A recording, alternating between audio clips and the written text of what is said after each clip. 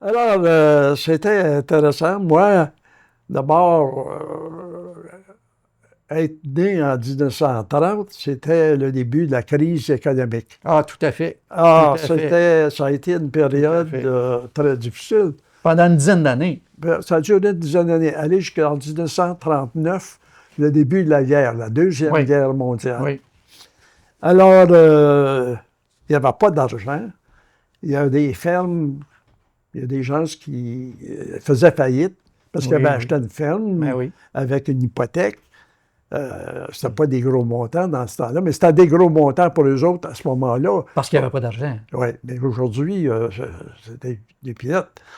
Enfin, mais quand tu n'as pas d'argent, puis il arrive le moment de faire les paiements, payer des intérêts, Ben tu n'as oui. pas d'argent, à un moment donné, il y en a qui perdaient leur ferme, Absolument. Absolument. comme il y en a qui perdaient leur commerce Oui, dans les villes. oui, Euh, alors, c'était pas facile. Même les banques faisaient faillite. oui, oui. On parlait de la course aux banques. Les gens, en voyant la possibilité de faillite, allaient chercher leur argent Mais aux oui, banques, mais oui, au cas qu'ils fassent faillite. mais oui. Alors, c'était Et, difficile et pour tout le monde. ça a duré longtemps, cette crainte-là des banques. Hein? Oui. C'est Bien, il y a eu cette période-là d'à peu près 10 ans, oui. L'idée du bas de laine, là, c'était que les gens ils voulaient garder leurs sous à la maison au cas où Oui. il y ait une catastrophe. Le petit peu d'argent qu'ils avaient à la banque, mais ils voulaient garder ça, Ben naturellement. oui, puis les gens ils cachaient ça, C'était évidemment. sûr à ce moment-là. Oui, oui, oui, oui, oui. Ça fait que, et moi, personnellement, ben, étant jeune, étant bébé, puis avoir grandi jusqu'à l'âge de 9 ans, quand la guerre s'est déclarée, il y a eu cette période-là, mais on a survécu. Oui. Parce que Oui, mon oui. père travaillait fort. L'été, il fallait qu'il engage un homme. Quand c'était les récoltes, là, ou Oui, oui. les grosses périodes Oui. des travaux. Mais vous aviez pas une grosse famille, là. Ben non, c'était seulement que moi. Mais j'ai D'accord. eu une sœur qui est née 6 ans après moi. Oui. Alors, on était seulement que les deux. J'ai eu un petit frère qui est né plus tard, mais lui est mort à l'âge de 3 ans. Alors, mon père, il fallait qu'il engage à un moment donné. Et puis, il y avait toujours quelqu'un là, qui était libre pour travailler. Ah ben oui. C'était 1 pièce par jour. Ah oui. Mais je me souviens, mon père, qui engageait cet homme-là, je me souviens, là,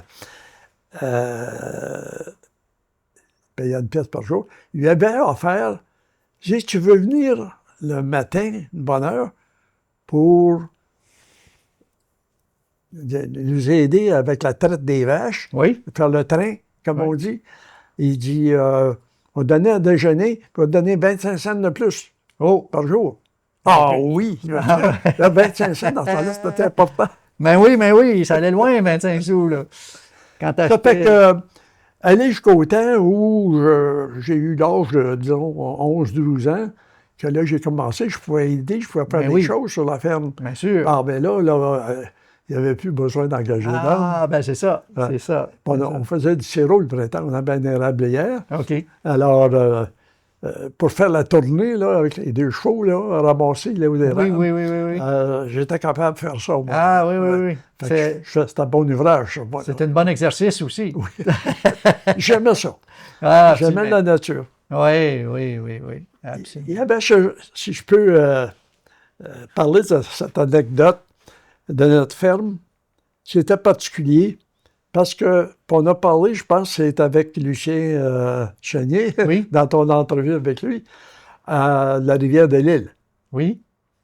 Oui, absolument. Alors, la rivière de l'Île passait sur notre ferme, Ah, c'est vrai. mais d'une façon particulière, parce qu'elle entrait au nord de la ferme, près du chemin, la 4e concession, et elle tournait vers le sud, Ah, OK. à peu près au milieu de la ferme, et allait presque jusqu'à l'autre bout, Ah, pour ensuite tourner à gauche pour continuer son parcours vers l'est. Alors, ça séparait un peu le terrain en deux. La rivière était exactement en plein milieu de la ferme et ce qui en résultait, dans le temps, nous autres, je réalise aujourd'hui comment utile que c'était, parce que peu importe où on packageait les animaux, les vaches, parce que c'était pas toujours dans le même champ, Ben non. il y avait accès à la rivière. Ah, ben oui, il y avait toujours la On n'a boire. jamais eu à À transporter de l'eau Ah, ou ben oui.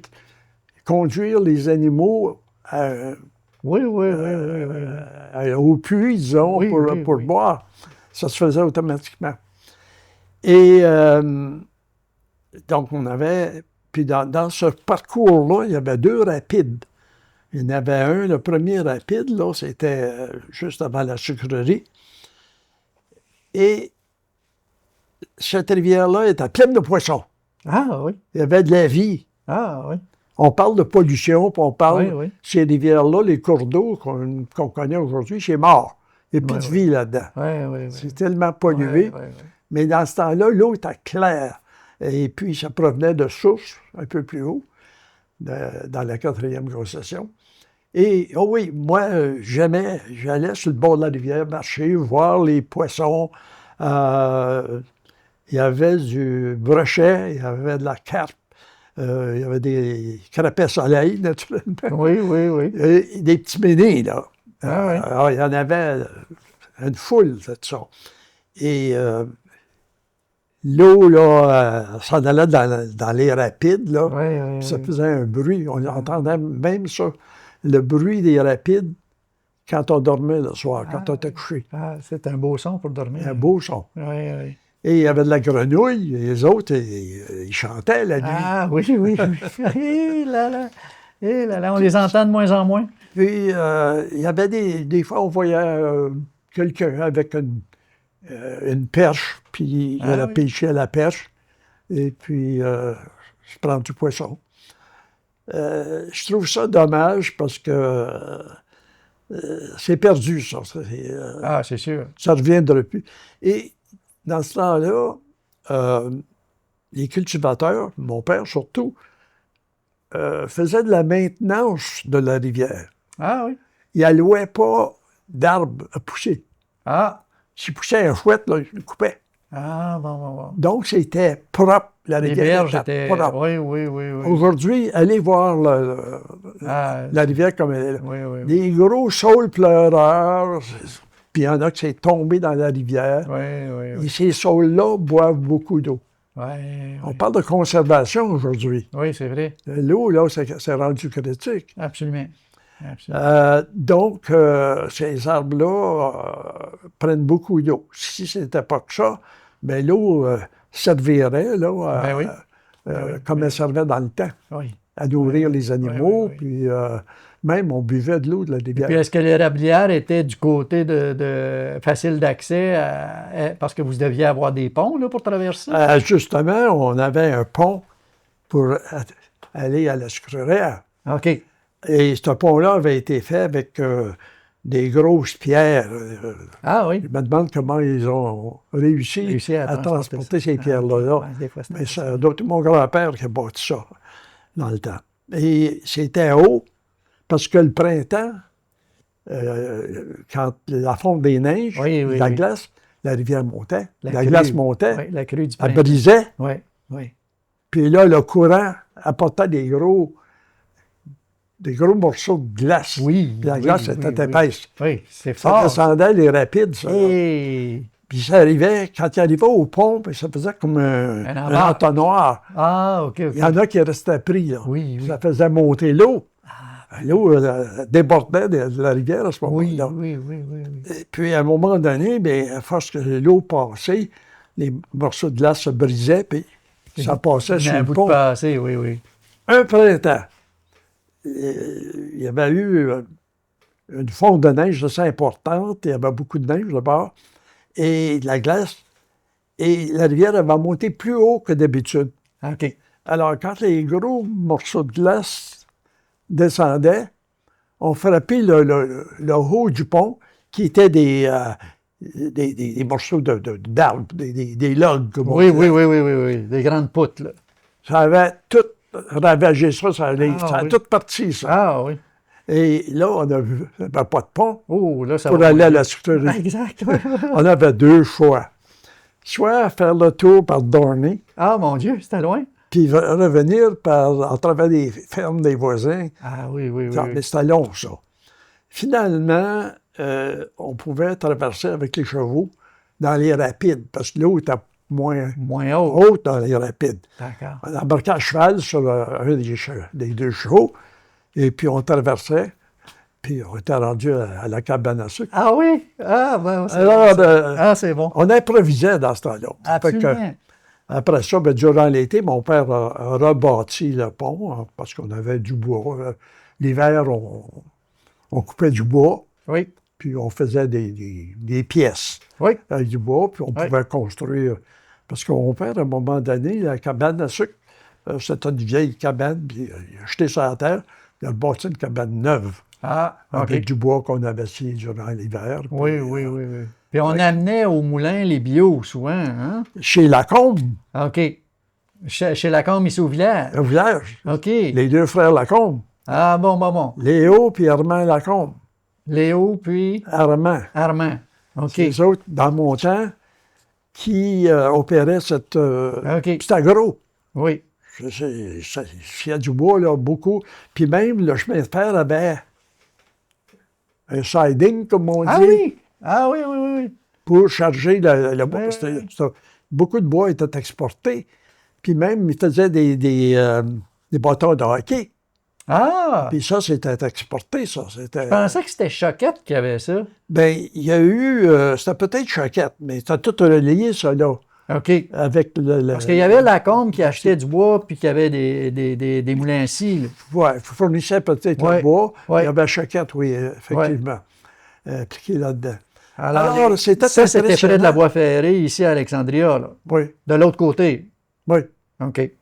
oui. Alors, c'est pour situer les gens. Tu avais la gare de ce côté ici, puis de l'autre côté... il y De avait- l'autre côté, vis-à-vis de la gare, c'était les enclos où les fermiers apportaient leurs animaux.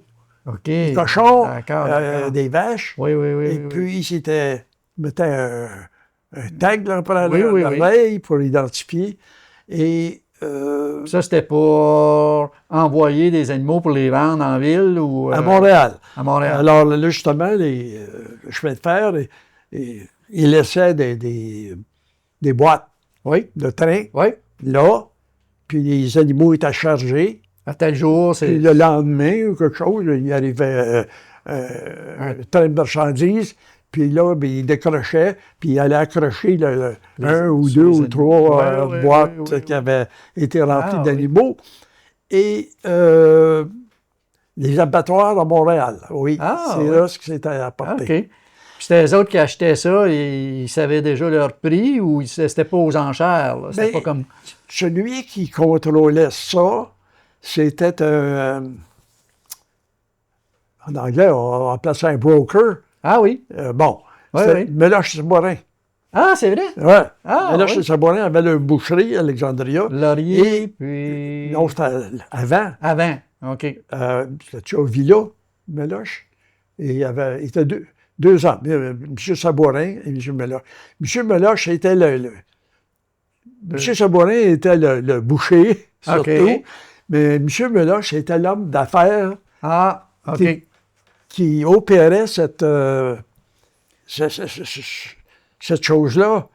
C'est une organisation contre les animaux, administrative, là. les envoyer à Montréal. Mhm. Et aussitôt que ça avait été passé, l'inspection à Montréal, tout ça, cette compagnie-là, à Montréal, envoyait l'argent, les chèques à Meloche et Sabourin. OK. Alors, les cultivateurs, comme mon père, après avoir emmené des animaux, là, retournaient quelques jours plus tard à la boucherie de Puis là, Meloche et Sabourin et aller chercher son il y chèque. avait- Ah, OK. Alors, les cultivateurs, c'était tout comme ça. Ouais. Et c'était ça, là, devant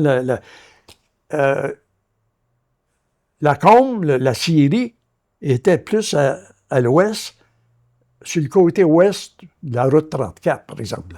Ah oui, OK. Notre OK. rue Oui, principale. la rue principale. Alors, Alors, du le côté où clos c'est des qu'il animaux. y avait un garage, là, déjà. Là. Ouais. Il y avait le garage de Ouimet, là, de ce côté-là. Oui, oui, OK. oui, Alors, ça a été de ce côté-là. oui. Puis, il y avait beaucoup de trafic, comme on dit, parce qu'il y avait les trains passagers qui étaient utilisés beaucoup dans le temps, et de marchandises. Ben oui. Alors, en plus d'envoyer les animaux aux abattoirs, il y avait les clos de bois qui Oui. ils envoyaient, et également les épiceries, les magasins en général, ils achetaient à Montréal, par exemple, des grossistes, et c'était tout transporté par les trains de marchandises. OK. Alors, on laissait une boîte de train là, qui était remplie des commandes des magasins Clément. Oui, Boisvenu. Boisvenu. Des groseilliers. Des groseilliers. Il y avait La Porte, qui avait La Porte, un gros magasin d'épicerie à ce moment-là. Alors, les autres recevaient toutes leurs commandes par train. Alors, la gare, c'était occupé. Moi, ça me fascinait parce que j'aimais ça, les grosses locomotives, puis les trains. Oui. Également, quand les trains arrivaient à Alexandria, il fallait qu'ils se remplissent le réservoir d'eau. Ah, ben oui. Ils ne pouvaient pas faire Montréal-Ottawa avec une même charge d'eau. D'accord.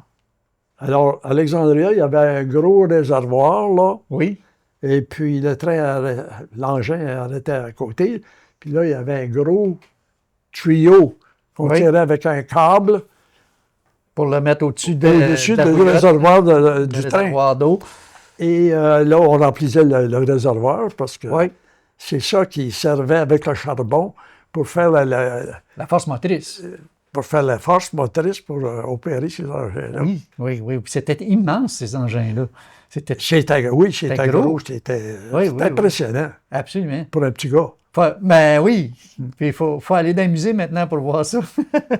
Et puis, également, ça me fait penser, quand j'étais jeune, dans ce temps-là, le chemin de fer passait devant notre ferme. OK. À plusieurs centaines de pieds des bâtiments, parce que les bâtiments n'étaient pas proches du chemin. Alors, il y avait peut-être 300 pieds. Ensuite, il y avait un champ, puis le chemin de fer était là. D'accord. Alors, je regardais toujours quand les trains passaient, les trains de marchandises, et je comptais combien de boîtes il y avait. Oui. Puis quand ça arrivait aux alentours de 100 boîtes, là, c'était un gros train. Oh là. Aujourd'hui, ils mettent 200 boîtes. Je ne sais pas, avec des engins diesel aujourd'hui. Ah oui, c'est tellement. Mais dans ce temps-là, puis il y en avait beaucoup de trains de marchandises, en plus des trains de passagers. Une bonne fois, il y a un train de marchandises qui était long, pesant. Il faut croire la charge était pesante. Il n'a jamais été capable de faire la côte parce qu'il y avait une inclination vers le haut. D'Alexandria vers votre ferme. Oui, en partant d'Alexandria, c'était plat. Mais là, ça commençait à un moment donné. Okay. Puis quand ça arrivait devant chez nous, là, il perdait de la vitesse. OK. Puis il y a un train de marchandises, une fois, là, il arrivait à un point, les roues commençaient à spinner. Ah oui. Comme une auto. Ah oui. Oui. Il reculait à Alexandria et il reprenait son air d'aller en espérant d'avoir une meilleure air d'aller pour faire la côte. Et ça arrivait assez souvent que les trains de marchandises faisaient ça. Mais dans ce cas-là, il n'a jamais été capable. Ah. Il l'a fait pendant plusieurs fois. Alors, il s'est installé là, près d'Alexandria, puis entendu, il y avait un train de passagers qui arrivait à certaine heure. Puis, ça a entendu, là, tout le monde était impliqué. Oui. Le train de passagers est arrivé, il s'est accoté en arrière, puis là, il a donné une pousse, puis là, ils ont fait la côte, puis là, il a pu continuer son trajet. Ah, moi, j'aimais ça voir ça. C'était le remorquage. Également, durant l'hiver, un hiver, on avait eu beaucoup de neige. Et ce ce trajet-là, ou cette région-là du chemin de fer, il avait coupé dans des côtes. OK. Et dépassé chez nous, là, il y avait comme un tunnel, pas un tunnel, mais c'était creusé, là. Oui. Il y avait des grosses banques de chaque Oui. côté. Oui. Ça s'était empli de neige, ça. Ouf. Une grosse tempête. Alors, les trains ne pouvaient pas passer. Il ne pouvait plus passer. Là. Il est arrivé un train, là, puis Il est resté il pris. est levé là-dedans, puis il ne pouvait pas passer. Il a reculé à Alexandria, puis il s'est mis sur la siding, ou Oui. puis il a fait venir une charrue de Montréal. Ah oui. Un gros. Les engins à vapeur, il y en avait différentes grosseurs. OK. Mais ça, c'était le plus gros des engins, Ah, mon Dieu. avec une grosse charrue en pointe, là. D'accord. Lui, il est arrivé, puis il a ouvert ça. Il n'a pu passer. Fait que là, les trains ont pu Ah, passer. Alors, moi, je regardais ça, là, à chaque fois, puis j'aimais ça. Des beaux souvenirs. Des beaux souvenirs. Excellent. Excellent. Oui, oui, oui.